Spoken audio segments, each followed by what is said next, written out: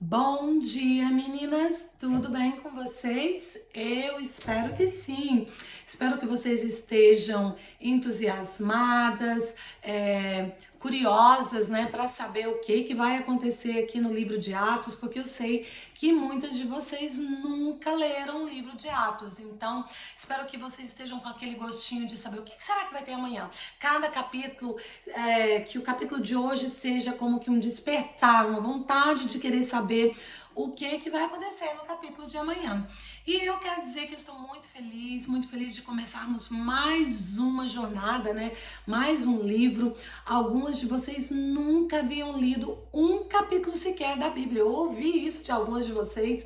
E a gente já chega aqui agora no quinto livro. Nós já lemos os 4 evangelhos e agora a gente vai aqui para o livro de Atos. Então, estou muito feliz, muito orgulhosa de vocês por permanecerem firmes, fortes e na fé. E eu espero que isso seja a nossa premissa aqui nos estudos no livro de Atos, que fiquemos fortes, firmes, permanecemos na fé, curiosas, com vontade, com gostinho de querer saber o que vem amanhã.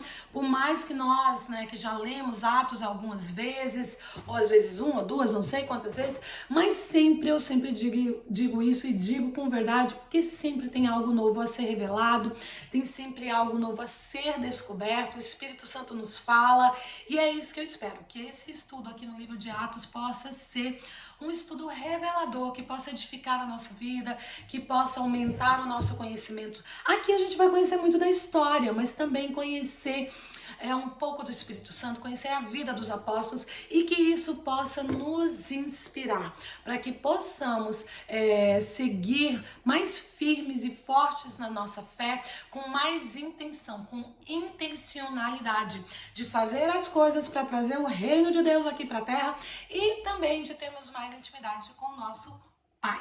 Mas bora para esse capítulo, porque eu já falo muito e aí a coisa, né, se complica e eu vou tentar, meninas, tentarei ser sucinta aqui nos estudos de Atos, mas não prometo nada, porque eu já falei muitas vezes, então, sem mais delongas, bora para esse capítulo que a gente vê aqui já no início do livro de Atos, que Lucas, nós já falamos que foi Lucas que escreveu, Lucas descrevendo ali os 40 dias que Jesus passa com os seus discípulos, né, com os apóstolos, com algumas daquelas pessoas que faziam parte da multidão. Ele está ali com eles e ele vai dando instruções, e esses 40 dias, eles são fundamentais, porque até então os discípulos criam, né, que era um reino ali só para Israel e que Jesus era um Messias político, né? Nós já falamos muito sobre isso aqui. Mas esses 40 dias as escamas que ainda estavam nos olhos deles vão cair. E a partir do capítulo 2 é que é aí que essas escamas caem de verdade, mas aí o capítulo 2 é para amanhã, então deixa amanhã para amanhã. Mas a gente vê Jesus ali com eles e Jesus no seu corpo glorificado, mas um corpo humano, porque ele vai sentar, ele vai comer. Ai, mas por que Jesus, um corpo glorificado, não tinha corpo humano? Meninas, porque era o próprio Deus encarnado e ele precisava mostrar para os discípulos, olha, eu vim como homem, meu corpo está glorificado, mas eu ainda vou fazer as coisas com vocês, da mesma forma, eu estou aqui. E assim será com vocês depois, né? Quando chegar a nossa vez de sermos ressurretos. Então Jesus está ali com eles, ele senta, ele parte o pão, ele come com eles, ele dá explicação do que vai acontecer. E a gente vê aqui no versículo já no versículo 4 diz, né? Comendo com eles, determinou-lhes que não se ausentassem de Jerusalém. Eles estavam em Jerusalém, mas que esperassem pela promessa do Pai, a qual disse ele, de mim ouvistes, né? Jesus falando, ó, não saiam daqui não, fiquem aqui, esperem pela promessa. Vocês vão se lembrar comigo que Jesus falou muito que quando ele fosse, a gente falou muito isso ali no estudo do livro de João, quando ele fosse, né, quando ele voltasse para os céus, iria vir outra pessoa. Meninas, quem era? Responda aí para vocês mesmos antes de eu dizer quem é. Eu creio que vocês se lembram que o Espírito Santo, o Consolador, o Paracleto, o Ajudador, quando Jesus fosse, né, para os céus, viria o Espírito Santo. Então era uma promessa que o Espírito Santo viria. E ali ele está falando, olha, não saia aqui de Jerusalém não, fica por aqui. Porque a promessa que eu falei para vocês, ela está por vir, ela está para chegar. Porque João, na verdade, batizou com água, mas vós sereis batizados com o Espírito Santo não muito depois desses dias. Olha, Jesus ali falando para os discípulos, não fiquem dispersos, fiquem aqui em Jerusalém, não se preocupem. Quando eu for embora, a minha promessa, aquilo que eu prometi, vai se cumprir. O Espírito Santo vai vir, vai descer, vai habitar no meio de vós, porque vocês vão se lembrar que João Batista, ele batizava com água, mas vai vir eu batizo com o Espírito, né, com fogo. Porque para nós, meninas, o batismo simplesmente nas águas, né, o molhar ali a cabeça nas águas, é um banho, nada mais. Se não tiver a presença do Espírito Santo, se o Espírito Santo não fizer parte da nossa vida, é simplesmente um banho. E era isso que Jesus estava falando. Olha, não basta só mergulhar nas águas, vocês têm que mergulhar no Espírito, tem que deixar que o Espírito Santo habite em vocês, entre nas suas vidas. E aí lembra lá da parábola ali que Jesus está com a samaritana, do seu interior fluirão rios de águas vivas. É exatamente isso que o Espírito Santo vai fazer com vocês quando ele vier. Mas aí Jesus continua, né? Então estavam entre eles, estavam reunidos e lhe perguntaram, Senhor, será este o tempo que restaurarás Israel? Porque os discípulos ainda tinham essa visão de um Messias político, que ia salvar Israel, que ia restaurar Israel, que estava todo ali, né, perseguido, vivendo sob o domínio do Império Romano. E Jesus fala para eles, olha, não preocupa com o tempo, não preocupa. Lembra lá de Mateus 24, meninas, que ele fala, nem o próprio Jesus sabe o tempo, a hora, o dia, a hora, ninguém sabe, a não ser o Pai. E Jesus repete isso aqui, olha, não preocupa com o tempo, não preocupa com o dia, quando é que vai vir, quando é que não vem, somente ao Pai. Só o Pai tem essa autoridade, só o Pai sabe disso, ninguém mais sabe, nem eu mesmo. O que vocês têm que preocupar é em estar preparados, estejam preparados, porque se for amanhã vocês estão preparados, se for daqui a 1000 anos vocês estão preparados, se for daqui a 2000 anos, o nosso tempo de agora, vocês estão preparados. É isso que vocês têm que preocupar, o dia, a hora, não compete porque somente ao Pai compete, então estejam preparados. Mas aí Jesus fala aqui no versículo 8, não preocupa com isso, né? Mas recebereis poder ao descer sobre vós o Espírito Santo.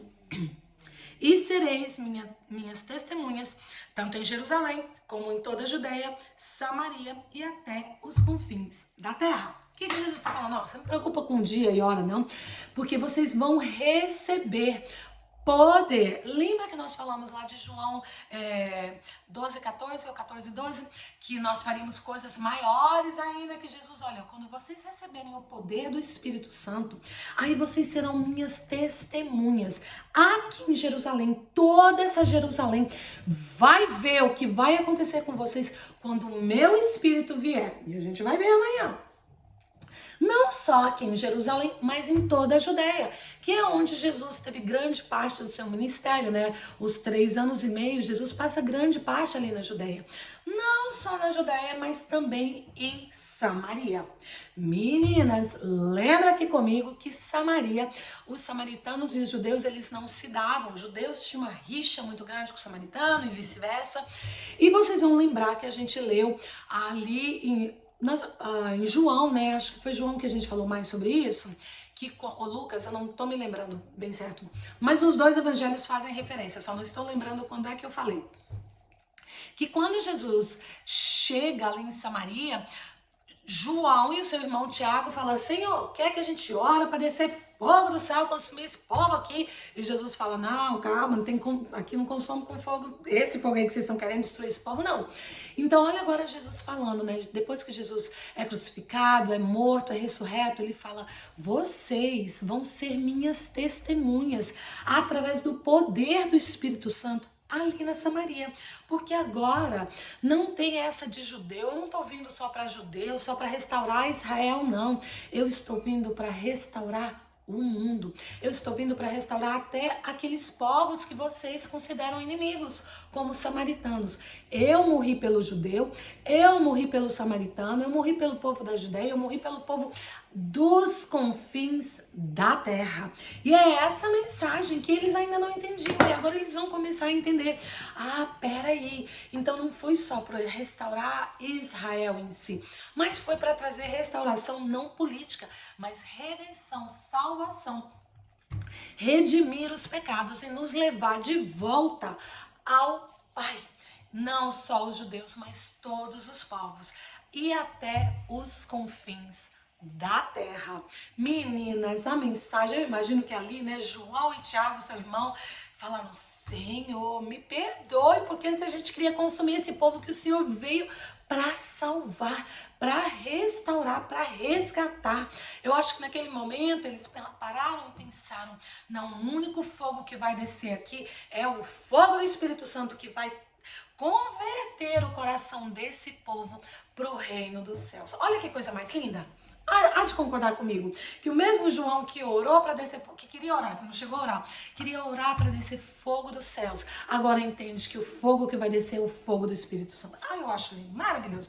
Mas uma coisa que também me chama bastante atenção aqui é que os discípulos, né, eles foram chamados a serem testemunhas em Jerusalém, na Judéia, Samaria, confins da terra, e eles tinham tão poucos meios de expandir o reino de Deus, né? De propagar esse evangelho da salvação. Porque, meninas, não tinha jornal, não tinha revista, não tinha televisão, não tinha internet, não tinha rede social. E com tão pouco, com meios tão rústicos, né? Tão rudimentares, praticamente só o boca a boca mesmo, só o testemunho vivo deles, eles conseguiram fazer isso, porque nós estamos hoje, depois de 2000 anos, falando sobre eles, falando sobre esses eventos, porque mesmo com tão poucos recursos, eles conseguiram, através do poder do Espírito Santo. E aí a pergunta que não quer calar é: se eles com tão poucos recursos conseguiram fazer tanto para expandir o reino de Deus, o que nós, com tantos meios, né? Hoje a gente tem tudo, é rede social, é telefone, é televisão. Eu não sou muito boa nessa coisa aí de tecnologia, mas a tecnologia está aí ao nosso favor. E será que nós temos feito? Aqui a pergunta não é nem nós temos feito muito, não. É se nós fizemos pouco, com muito, eles com pouco fizeram muito e nós com muito, será que estamos fazendo pouco? Porque se eu e você, com muito que nós temos, com muitos meios, né, de propagação do evangelho do reino, que nós temos acesso hoje, se nós fizermos um pouquinho, esse evangelho da salvação chegará até os confins da terra, porque até hoje tem muita gente, tem muitos povos que ainda não ouviram falar do amor de Jesus, não ouviram falar desse resgate, do preço que ele pagou para que nós possamos ter acesso a ele. Então, fica o convite para mim, fica o convite para você, que com o muito que nós temos, nós possamos fazer um pouquinho, porque o meu pouquinho e o seu pouquinho, a gente já viu isso, nas mãos de Jesus, através do Espírito Santo, se torna em muito. Mas bora aqui continuar aqui a leitura desse capítulo, porque é muito bom. Então Jesus fala isso para eles: não preocupa com o dia, vai descer o poder do Espírito sobre vocês quando vier o Espírito Santo. E aqui no versículo 9 diz que, dita estas palavras, foi Jesus elevado às alturas à vista deles, e uma nuvem o encobriu dos seus olhos. E estando eles com os olhos fitos no céu, enquanto Jesus subia, eis que 2 varões vestidos de branco se puseram ao lado deles. E lhes disseram: varões galileus, porque estáis olhando para as alturas? Esse Jesus que dentre vós foi assunto ao céu, virá do mesmo modo como vistes subir. Então, enquanto Jesus falava, ele sobe aos céus, os discípulos ficam ali com os olhos, né, fitos, parados, olhando para aquilo. Nossa, tá subindo, agora ele vai. E vem uma nuvem, encobre, mas Jesus, com todo o seu amor, com toda a sua bondade, misericórdia, ele entende que naquele momento os discípulos iam se sentir um tanto quanto órfãos. E manda 2 anjos, e os anjos olham para os discípulos e dizem: por que vocês estão aí? Parados, olhando aí para o céu. Preocupa não, porque da mesma forma que ele subiu aos céus, ele virá. E aí é essa segunda vinda que a gente está esperando, que Jesus havia falado pouquíssimo tempo antes. Não compete saber o dia, a hora, mas ele vai vir. Os 2 anjos, né, todos vestidos de branco ali, falam para os discípulos que foram testemunhas oculares da vida, da morte, da ressurreição e da ascensão de Cristo. Então, por que a gente realmente tem certeza que o evangelho de Jesus Cristo é o único, né? É o caminho, a verdade e a vida? Porque houve testemunhas de todos esses eventos ali. E esses anjos, quando aparecem para os discípulos, ainda falam: olha, ele está subindo, mas ele vai voltar da mesma forma que ele subiu agora. Então, meninas, a gente já sabe que todo olho verá, porque a Bíblia fala isso, nós vamos estudar isso mais adiante. Todo olho verá quando ele voltar. Ele vai voltar nas nuvens, ali com uma legião de anjos. Não vão ser 2, não. Vai ser uma legião de anjos e nós vamos poder contemplar. E eu, particularmente, creio que a gente está muito perto, mas muito perto mesmo. Talvez não a minha geração, talvez eu não veja isso com esses olhos aqui, né? Mas eu creio que não passa da geração dos meus filhos. Mas aqui não creio do nada, creio através dos estudos, vendo, né, estudando a Bíblia, lendo, procurando entender os mistérios, e não só eu, como um monte de estudiosos aqui que se dedicam, porque eu não me dedico tanto assim, mas pessoas que realmente se dedicam ao estudo da Bíblia, porque todas as promessas de Jesus, elas foram ou estão sendo cumpridas. A gente está a 1% de tudo ser cumprido. E uma das promessas, que é o Espírito Santo, a gente já vai ver amanhã que se cumpriu. Mas aqui ele fala isso, né, para os discípulos. Olha, os anjos falam isso, os discípulos entendem, e o que eles vão fazer? Aí os discípulos, né, ali em Jerusalém, vão para o Monte das Oliveiras, que era um lugar onde Jesus orou bastante, né, onde ele levava os discípulos para orar. Então, assim que Jesus sobe aos céus, os discípulos entendem: nós temos que continuar uma vida de oração. E essa é uma premissa que eu e você devemos seguir, uma vida de oração. E aqui no versículo 12, aliás 13, fala que quando eles entraram ali, subiram para o cenáculo, aí eles vão se reunir, né? Pedro, Tiago, João, todos os discípulos. E no versículo 14 diz: todos estes perseveravam unânimes em oração. Não era um discípulo, não eram 2, não eram 3, eram todos. Todos aqueles, todos os 11, né? Porque aqui não tinha mais Judas, mas também todos perseveraram unânimes em oração com as mulheres, com Maria, mãe de Jesus, e com os irmãos dele. Ai, meninas, eu acho isso aqui maravilhoso, porque aqui as mulheres, que nós já falamos, né, que muitas vezes muitas pessoas tentam nos diminuir no reino de Deus, que a gente não pode isso, que a gente não pode aquilo, que as mulheres estavam ali juntamente com os discípulos, perseverando em oração, juntas, orando, tendo um papel fundamental. E aqui, Lucas, que era bem criterioso, que gostava de descrever as coisas, descreve muito bem que Maria, a mãe de Jesus, aquela que nós estudamos ali em João, que Jesus pede tanto para João, né, o discípulo amado, quanto para Pedro, para que cuidasse da sua mãe. E ali ela está com quem, meninas? Com os irmãos de Jesus, que antes da morte e ressurreição de Jesus, eles não criam em Jesus como Salvador, eles não criam em Jesus como Messias, porque para eles, Jesus era ali, ó, Jesus, o irmão, e pronto, nada mais. Mas quando Jesus morre e é ressurreto, aí as escamas deles caem e eles fazem parte, eles estão ali juntamente com os discípulos, as mulheres e a sua mãe, orando, perseverando em oração, porque aí eles entendem: o nosso irmão, que a gente, né, pegou no pé, zoou muitas vezes, né, sei lá, puxou o cabelo, brincou com ele realmente era o Cordeiro de Deus que tira os pecados do mundo. E nesta verdade, tanto Tiago quanto Judas, dois dos irmãos de Jesus, vão escrever livros depois e nós vamos estudar sobre eles mais à frente, porque eles foram impactados e têm uma função essencial na propagação do reino e na edificação da igreja. Então, foi necessário que Jesus morresse, fosse crucificado, morresse e ressurgisse, ressuscitasse para que os seus irmãos crescem nele. E a mesma coisa eu acredito que é para as nossas famílias, né? Em Josué diz que eu e minha casa serviremos ao Senhor e eu e minha casa serviremos ao Senhor. Então, se nós temos familiares, né? Às vezes os nossos cônjuges, os nossos filhos, que ainda não vivem essa verdade do Evangelho. Gente, uma hora as escamas caem, porque a gente tem que fazer o quê? Perseverar em oração por eles, porque as escamas, através do Espírito Santo, um dia vão cair. E a verdade, assim como foi revelada para os irmãos de Jesus, que conviveram com ele a vida toda, mas só foram crer nele como Messias depois da sua ressurreição. E talvez, né, ali durante os 40 dias foram que eles viram. E aí, então, meninas, é a mesma verdade para nós até hoje.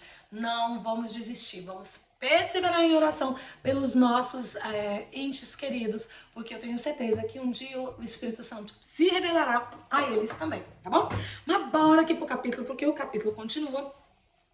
E a gente vai ver agora que os discípulos, né, queriam achar um substituto para Judas, porque Judas tá em Jesus, Judas, né, se joga ali, morre e aí fica uma vaga, né? Abre-se um espaço. Mas por que os discípulos queriam? Porque Jesus escolhe 12, a gente falou sobre isso, né? Eram 12 as tribos de Israel, o número 12 tem um significado muito grande. E eu aqui é um machismo meu, coisinha da minha cabeça, não leva isso aqui ao pé da letra. Eu tenho pra mim que talvez se os discípulos tivessem esperado um pouquinho mais, talvez se eles tivessem esperado, né, a descida do Espírito Santo, eles não tivessem tomado essa decisão. Apesar que eles vão orar, pedir orientação para saber quem eles poderiam escolher, a gente vai ver que depois eles lançam sorte entre dois discípulos, entre Barsabás e Matias, e a sorte cai sobre Matias, e Matias é eleito o substituto de Judas.